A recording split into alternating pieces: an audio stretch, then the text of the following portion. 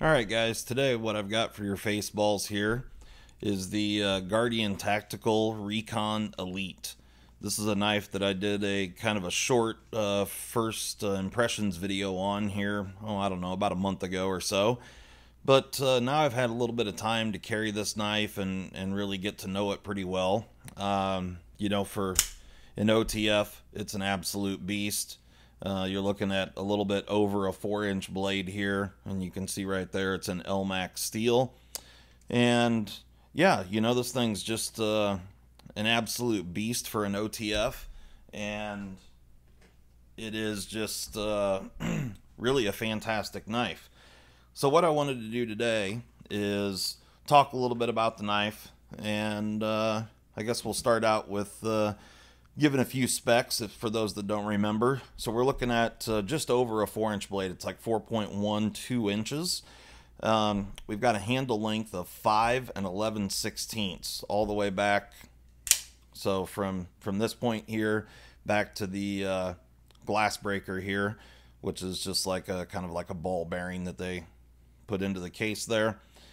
And in this dimension here, with the switch, you're looking at 1.4 inches. And it kind of varies a little bit because you have a few of these little angled areas to add some ergonomic value there. But throughout most of this, you're looking at just a little over an inch, like somewhere between 1.15 and 1.2 inches. And thickness here is 0.55 inches, so just a little bit over a ½ inch thick.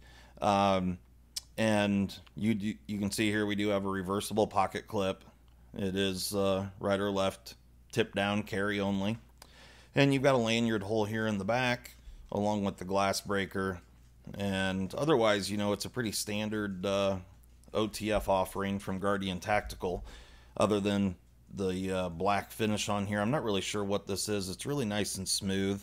It does have kind of like a bead blasted finish, but I don't know if this is PVD coating or what it is exactly. It might be Cerakote, honestly. I'm not really sure. It is similar to a few guns that I have that are Cerakoted. You can see here there is the artwork that's on it is really nicely done. So get a weight on this guy here real quick. And for a really large OTF with over a 4-inch blade, you're looking just over 6 ounces. In the pocket, this thing's really great, honestly. It's, for such a large knife, I mean, it is long, a little over, 5.5 inches, like 5 11/16. But, if you're wearing jeans, pockets are certainly deep enough, and it's honestly in the thickness and in the height here, it really does pretty good in the pocket. Yeah, I don't really have any complaints there. The pocket clip has plenty of height on it there to get it in and out of pocket. This thing goes in and out. It's super great. There is enough retention. It is a steel pocket clip, but in my experience, the steel clips, honestly, for functionality, the steel clips generally work way better. So one of the things I did want to do here is disassemble this knife.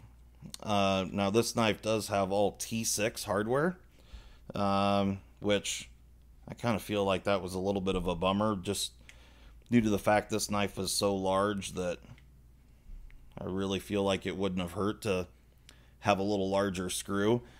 And it looks to me, and I don't know this 100%, it just appears to me that Guardian Tactical is just purchasing their hardware. These are not machine screws like off a CNC. These look like large, manufactured screws. And not that that's a horrible thing. I just, for the money and such, I can show you one of these screws here. I can get it to zoom. There you go. So it is T6, which, like I said, it's kind of a bummer. Just T6 screws are kind of fragile. Not that it's a huge deal, and not that I take an OTF apart very often, but yeah, just you got a really large knife here. I feel like we could have done with some larger hardware just to make it a little nicer to pull apart. So this is the thing that makes Guardian Tactical really fantastic. So you can see here you've got these ceramic balls underneath the thumb actuator here, and it just makes this knife a lot nicer to actuate. If for anybody out there that's had a Microtech or, you know, really any other OTF, you know, I've had a few Microtech Ultratechs and UTX 85. I like them. They're nice knives. The Guardian Tactical, the action on it is just really fantastic. So here we can see the actuator plate, which is pretty similar in design to just about all the other OTFs out there. One of the other things that makes this a little different is the single spring. A lot of manufacturers will have a doubled up spring here. So for those that don't know how these operate, you've got, I'm gonna pull this off here. So you've got this spring here, and you've got these two little throwers. This is what, depending on the direction that you're trying to actuate the knife, these little half circle shaped pieces grab the knife, and under spring tension, once you release the two catches on the knife, which there happens to be one right here. Let's see if I can actuate this, and you can see there's the little spring there. It's just a piece of spring steel bent in a U there. So that's the dog that keeps the knife out, and here's the dog that keeps the knife in. So in order to get this blade out of here, you have to depress that. See if we can do it here. It's a little more difficult to do this on camera. So there you go. Once it's past that one, then you can slide the knife past, and as you can see, it's going to depress this dog as I pull it by. You can see right there. So once it makes it past that, right there, if the top in this knife was all assembled, this piece that's attached to the blade would keep it from coming all the way out. In this case here, the blade is removable just like that. It makes it really nice and easy to get the blade out of this guy. As I said before, we are looking at L-Max steel. And so, you know, it's a full floating blade. They did a really nice job of recessing the hardware that holds on this stop plate here. And overall, it's a beautiful blade. You know, it's really what you kind of expect for a big badass OTF like this. You got this compound grind. It is a hollow grind out here on the top side of the Tanto, and it's flat ground back here, but it does come down to a really, really nice edge. This knife has performed extremely well, and yeah, you know, it is on the big side, it is on the heavy side, but it does a great job. So as you can see here, so to get this knife back in, I need to depress that dog there. And so now the blade's just totally free. And that the blade's free to slide back and forth. And so on the return, when it comes by and passes that dog right there, there it snapped into place. So you can see it catches this block off plate here and doesn't allow the blade to move forward. So if I depress that and push it past, so this is why OTFs have some blade play and why the deadlock is a one of a kind. The deadlock pushes the blade in two directions and kind of wedges it into a space where it cannot move. But you know, this knife here is a third or a quarter of the price, and you know, of course, the deadlock is an amazing knife. But yeah, for the money, this is a pretty good option. So as you can see here, as I pull the blade past, right there, and then it catches and won't let it go back by. So I feel like, you know, there's a lot of people, and people that I show this to, you know, they feel like you could go up and like stick this up against the you know, someone's stomach or something and actuate the button, and it's just going to stab them. The reality is, is the spring just absolutely, it doesn't have control over the blade except for just about 1/8 of an inch. So when the blade is in one position and the spring is preloaded, all you're doing when that plate slides back and forth,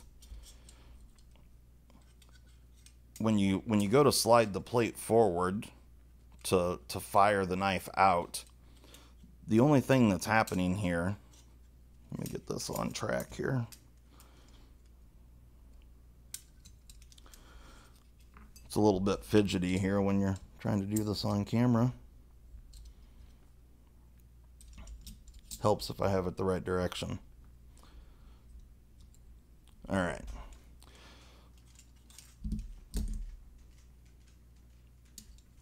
What am I doing here? Okay. So, as you can see, as you're pushing this forward, it is depressing that dog right there. See that? And so when the knife is, let me get it all the way back here. All right, when the knife is in that back position or in the handle position, and you've got the spring on here, so the spring catches this plate back here, that little half moon shape on the spring.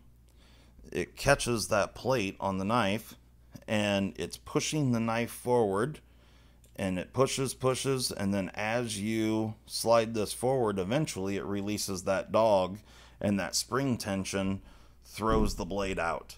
Now, at that point, the blade is just completely free sliding. So once that dog is broken and the blade starts to move, then it just completely is working off of inertia, and it goes until it hits the stop on the top part of the handle, which happens to be right here. So that plate that's on the blade right here runs out, and then the blade gets captured between this dog and this stop right here on the blade, or on the top side of the handle. So you can see that that sticks up considerably. And so really that's it. It's the same thing in the reverse. So this piece here, you've got the little half moon shape on the spring, and you can see here that plate on the blade lines up, and so you're pushing the handle this way, and then eventually you depress that dog and the spring gets stretched that much. Once that dog gets past, then it throws the blade back in. And you know, really it's a really simple concept. You know, it works extremely well, and this is when you have a knife, an OTF, get off track, as people say, what that means is that it just didn't fully deploy or fully stow into the handle, and so you have to manually either flip it out or pull it out, one way or the other. But yeah, OTFs are honestly very simple in their construction, very simple in operation. There's just not really a whole lot going on. So I'm going to throw this guy back on here. But, you know, just like any other really good OTFs, and, you know, I'm not talking about the Chinese stuff or, you know, AKCs or Lightnings, you know, and those are fine knives, you know, for people that are just looking for a novelty. But kind of what sets Guardian Tactical apart from several of the other manufacturers is the ceramic balls underneath the actuator, those 3 ceramic balls, and then there is a hardened steel plate that they ride on. Hey, look at that, I cut myself. Anyway, yeah, so this little hardened steel plate lives in this hole right here, which is a really nice deal. I don't know if for those of you that have had an OTF, a Microtech or something, you know that the switch is just riding right on the aluminum. I guess if I didn't say that before, the case on this knife is all aluminum. Not that that's a bad thing, but it does wear the finish off the knife on every Microtech that I've ever owned. You know, the finish gets wore off in that area. It's never affected the knife. You know, it's not like it's broken or anything like that due to that wearing, but it does, you know, for a knife that you're spending this much money on, it does seem kind of odd that they don't do something better there. And so I really feel like Guardian Tactical has just done a better job with that whole situation. You know, having those ceramic balls under there just really make a big difference, and it just really, it provides for really nice smooth action, as well as a nicer looking knife for longer. So you can see here there's a little cutout in the bottom of that switch that lines up with that area right there. So, you know, it's a pretty straightforward. So let me tighten up these screws here. So, you know, really guys, my only complaint with this knife is honestly the size of the hardware. And I'm really kind of nitpicking there. It's just, you know, I would rather see a little more robust screw, especially for the quality level on this knife, you know, and what you pay for it. Again, like I said, it's not the end of any worlds. It's just, yeah, it would be nice to see maybe, you know, a screw that they make in-house. So here we go. This is off track right now. And so you can see nothing there. But if you listen, I'm going to pull this out. You hear that click? And now we're locked in place. We're locked in the deployed position. And there you go. So, and you know, if I take something, I got a notebook here. If I take this and I hit the notebook with it, now, of course, that's not going to feel good if you do that on your skin, and this knife happens to be extremely sharp, but, you know, you're not going up and killing somebody by just deploying the knife into them. Sure, would it cut you? Absolutely. But is it going to stab all 4 inches of that blade into you? Absolutely not.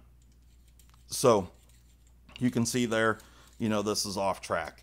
And there's a few ways that you can get it back on track. You either pull the blade out, or you can whip it and get the blade to swing out like that right there.